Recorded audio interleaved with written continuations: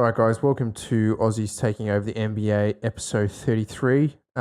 We are going to be doing a season preview / signing notice. The Atlanta Hawks have signed Isaac Humphries recently of FMP Belgrade. Beograd, and also played with the Sydney Kings last season.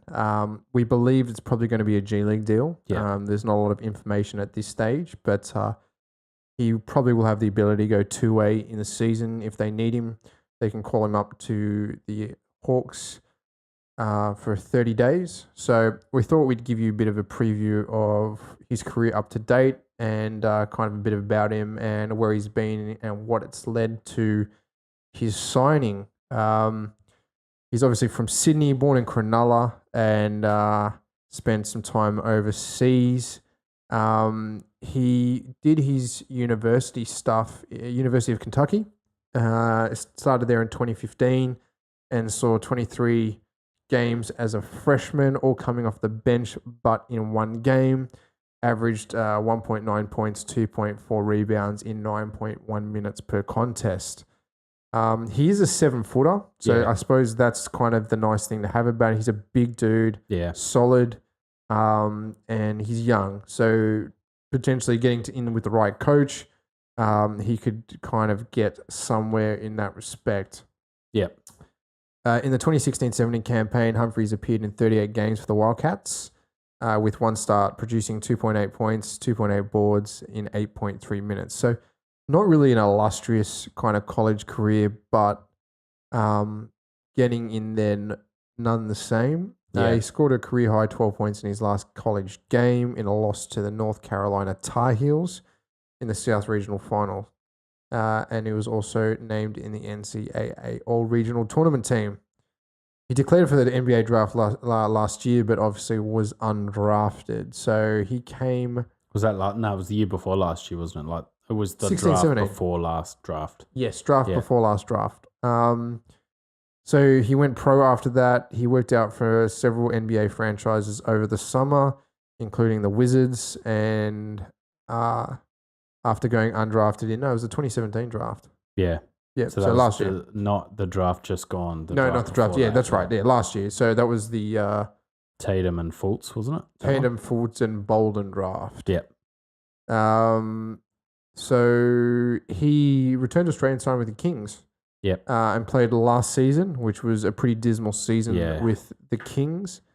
He averaged just under 7 points, 3.5 rebounds, and a block a game, and shooting 58%, which is not bad. Yeah. 16 minutes per game, making 6 starts in 26 appearances, and he was named the NBL Rookie of the Year. Yeah. So it shows you the quality of our rookies down under. Not a lot of minutes, but that's all right. That's good. And I think from that's really what got him noticed. Obviously, he's a 7-footer playing 16 minutes, being pretty efficient in that time. He got pinched and agreed to a deal with FMP Beograd. So on October 8, he did sign a training camp deal with the Atlanta Hawks, but was waived later that day. But the Hawks still retain his G League rights. So obviously he's a bit of a sign and stash. Yeah. Being a 7-footer, developing in the NBL, having some college experience. I mean, that's how Aaron Baines crafted his what he did to get up. He was with the Spurs offshoot.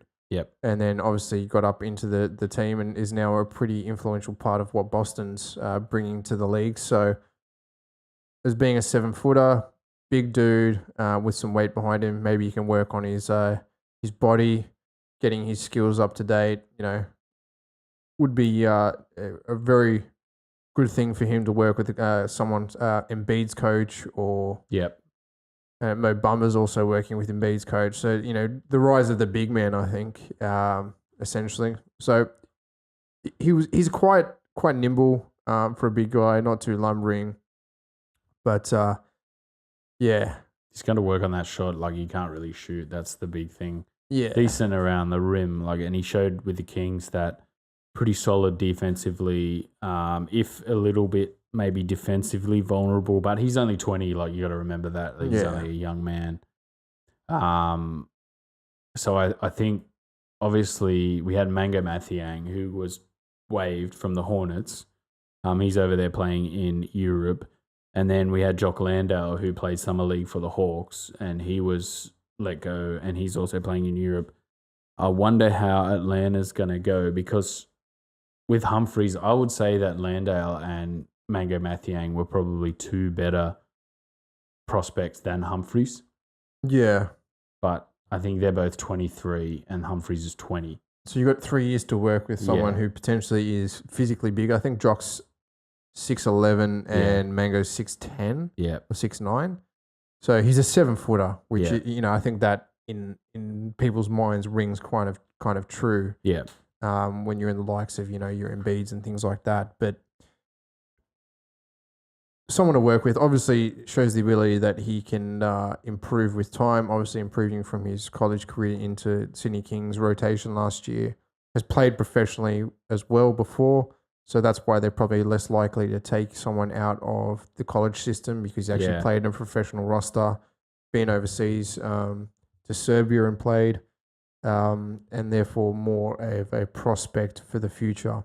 But Atlanta is pretty much lacking in the center position, and he could easily get a call up with some injuries to the big man in their team.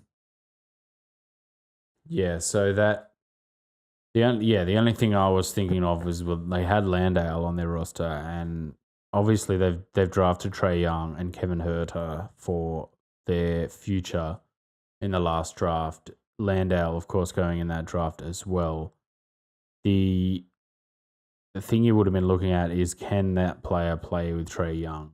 And I thought Landale showed that he could, set screens and play quite well with Trae Young last year. It was just his finishing around the rim.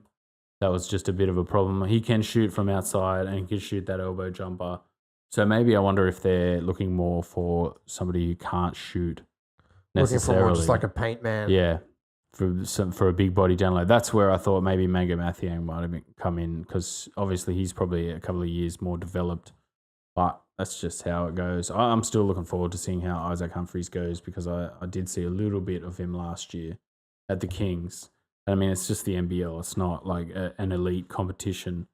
But yeah, it's very, very solid, very good IQ for a big man as well defensively, which will be handy.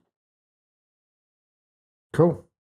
Well, we thought we'd just bring you a quick update. A lot of unknowns yet. Obviously, still very young in his professional career. And starting off with the Atlanta affiliates, and potentially might see him in the NBA this year. Yeah. I think a lot of our listeners have liked to kind of bit of a wrap off on each of the individuals that they don't know about, such as Dengadell, who has really taken to the minutes that he's got for the Raptors and shot brilliantly and played very well. So remember, like, share, subscribe. We're on SoundCloud, YouTube, Podcast Addict, iTunes, Oz NBA Takeover, or Aussies taking over the NBA. And stay tuned for tomorrow. We're going to bring out our preseason wrap before the first game happens on Wednesday, which is Philly-Boston. Yeah, that should be good. Fucking sick. I wonder how they're going to go. That'll be pumped. A pretty feisty game, I think, too. Boston did not play well preseason. Nah, they struggled, didn't they? That was kind of weird. But we'll go into depth a little bit more tomorrow. Yeah, we'll have a bit of a full wrap up of all the Aussies and what's been happening. Yeah, in the preseason. But that's still going to be a great game anyway. Oh yeah, man, I'm looking forward to it. Yeah, I'm staying home. Yeah, you get to watch it. I have to go to work, unfortunately, which is a shame, but that's just how it is. It is indeed. All right, guys. All right. Enjoy your evenings. Take it easy. Peace out.